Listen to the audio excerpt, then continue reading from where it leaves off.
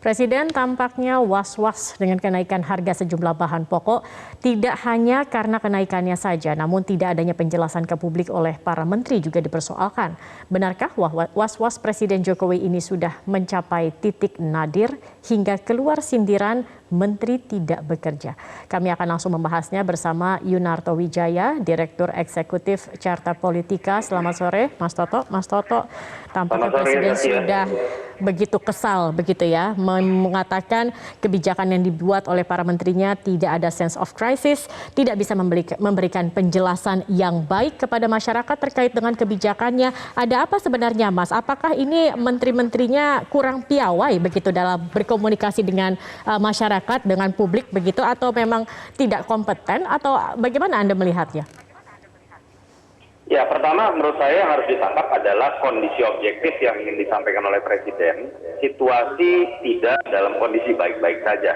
Presiden memulai dengan bahasa tingkat inflasi Eropa naik sampai 7%, Eropa 7%, bahkan Turki 54%. Indonesia bukan tidak mungkin akan menghadapi situasi yang sama karena sudah ada indikasinya kenaikan minyak goreng, di bidang energi BBM dinaikkan, termasuk beberapa sembako begitu ya.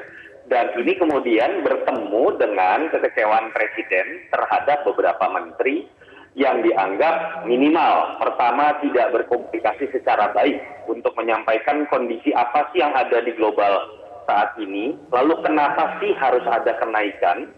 Atau bahkan Presiden juga nyeletuk ya, tanda kutip dengan bahasa, atau jangan-jangan memang tidak bekerja. Nah, apakah ini sebuah hal yang baik, kerasnya statement dari Presiden?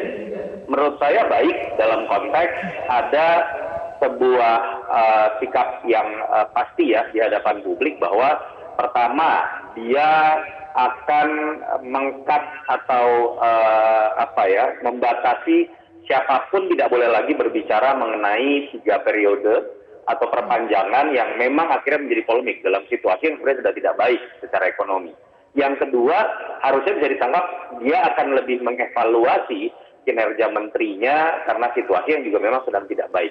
Tapi yang ingin saya katakan adalah ini bukan pertama kalinya Presiden marah. Kalau kita lihat beberapa waktu lalu di Bali, Presiden juga marah terkait impor dan bahkan beberapa menteri disebutkan. Yang ingin saya katakan adalah kalau Presiden terlalu sering mengeluh juga, yang kemudian terjadi adalah persepsi mengenai lemahnya kepemimpinan dan terkesan ada sebuah basa-basi politik karena pada akhirnya ketika sudah 2 keluhan dalam waktu dekat terjadi, harusnya Presiden bisa menunjukkan sebuah perubahan besar, entah skala ekstrim secara politik bernama reshuffle atau kemudian memberikan target di hadapan publik apa yang harus dicapai oleh menteri-menteri yang disentil dalam beberapa waktu terakhir.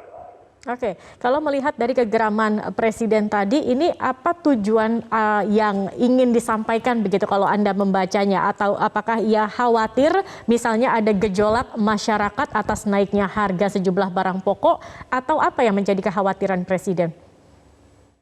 Pastinya ini terkait dengan kondisi objektif yang Presiden sudah akui ya, bahwa inflasi ada potensi meningkat di negara lain, bahkan berbuah pada inflasi 2 digit misalnya seperti di Turki, dan kemudian ada beberapa krisis politik seperti di Sri Lanka misalnya. Dan ini pengakuan yang menurut saya baik ya, digambarkan secara terbuka oleh Presiden. Dan kalau kita kaitkan misalnya dengan survei, kita tahu beberapa lembaga survei termasuk media besar menyatakan di bulan Januari tingkat kepuasan publik terhadap Jokowi masih di atas 70%, angka yang bahkan melampaui situasi sebelum pandemi. Tapi kalau kita baca rilis-rilis dalam berbagai lembaga survei di bulan Maret, bahkan Februari, atau sampai akhir Maret misalnya, termasuk Carta Politika sendiri, mengindikasikan adanya penurunan.